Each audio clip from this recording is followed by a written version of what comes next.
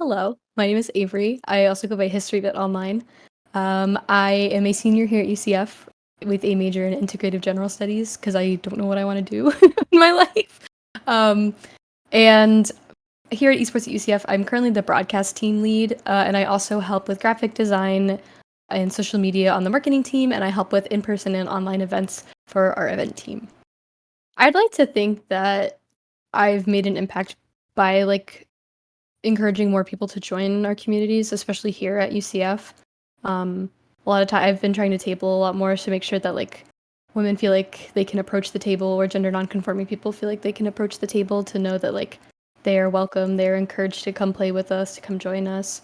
And it's something that I try to keep up with too, like online, especially, tweeting about game changers type events or calling all heroes, women's carball, other inclusive events, to make sure that people know that it's okay to be in these communities, and that sometimes you're going to have bad people, but a lot of the time too you're going to meet some amazing people who really support you and will stand with you and just make you feel super safe. College scene, it's a little bit more difficult because it's a lot smaller scale, but that's a personal goal I have, is as I move into the esports industry, career wise, my personal goal is to make communities feel more inclusive, more welcoming, and safe for people who aren't the stereotypical gamer man, so they know that everyone is welcome and there should never be hesitation to join the community. I think the biggest thing coming up is the charity stream that we're doing, I believe this weekend, coming up very soon, for Pride specifically. We're still narrowing down the charity of choice. We've done a small charity stream for the Trevor Project before, so we might do something similar, or specifically looking for pro LGBTQIA charities in the state of Florida because of everything that's happening. So I know our charity stream I'm very excited for, looking forward to kind of bringing awareness to what Pride means to people, why it's important for people to be able to find those communities where they feel safe and welcome, and raising money obviously for a good cause. But ultimately, I think the biggest thing that I would love to do kind of going forward is be a little bit more open about representation at UCF. We have, some of our staff members are identifying LGBTQIA, some of our players are as well. So kind of being more open about when we do a player spotlight or a staff spotlight, including their pronouns, so that people see that we recognize that not everybody is a she, her, or a he, him. I would love to just see the scene, whether it's the pro scene or collegiate scene, tier 2, tier 3, whatever.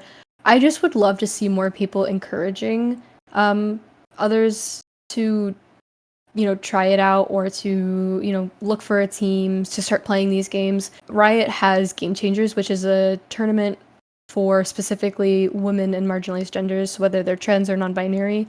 And I love that event because I get to imagine myself up on that stage one day. One day I'll be good enough that I could go play in that circuit and be discovered and have people see that it's not just men playing video games, right? And even then, there are trans people, there are non-binary people, there are agender people, there are so many other types of people who play these games and deserve to be recognized for it. But I think really it's just people, whether it's content creators or pro players or organizations themselves, stepping up and recognizing that these are very talented players who are often discriminated against, or called out in lobbies. People make fun of them, people, or the way they look or the way they play, they call them bad. And it's just, I would love for more people to kind of step up and show their support, and ultimately become the louder voice of coming out and saying these are incredibly talented players who deserve every opportunity that they're getting. Because right now, it obviously the scene looks great. There's a lot of support for the scene. The scene is kind of continuously growing. A lot more people are starting to play in that scene, and it is so exciting. Especially because here at UCF, we tried to start a community game changers team so that more UCF students would have the opportunity to play Valorant if they'd like to, without having to deal with the toxicity of co-ed leagues and things like that. Especially just really important for people who've maybe never competed and want a chance to have a safe place to try it out and see if they'd like it. I kind of touched on a little bit. There's not a lot of non-binary representation in esports. You see a lot of men and women, you see a lot of trans players, but non-binary players, they're few and far between as to what we know about. So I would love to be able to see more of us kind of enter the scene and play and be proud of our identity, and or else have people recognize it.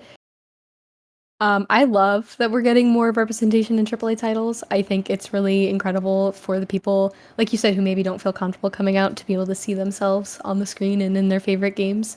I don't know if I've ever seen a game where they've kind of dropped the ball on it, although I would love to see confirmation for League of Legends. There's over 160 champions, and we've kind of just been like up in the air of, I think this person might be. I think well, actually, no, we have Vi and Caitlyn. So we have 2 out of like 160 that I am aware of. So I would like to see Riot being a little bit more open about it. I loved playing for the Cherry Cup stream. I I'm not very good at Valorant.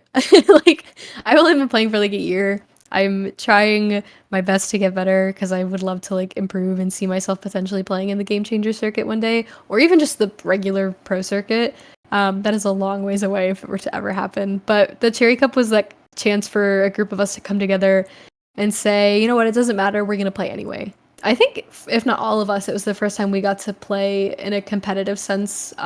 You are a team in this tournament rather than just like ranked competitive kind of play. I mean, we placed 4th out of almost 20 teams, and we had about a week of practice, and I am incredibly proud of those ladies. We did something incredible that weekend and genuinely had so much fun doing it. I would not change that for the world. I have 2. I'm tied for 2. I have 2 LGBTQ streamers that I watch, and I love them.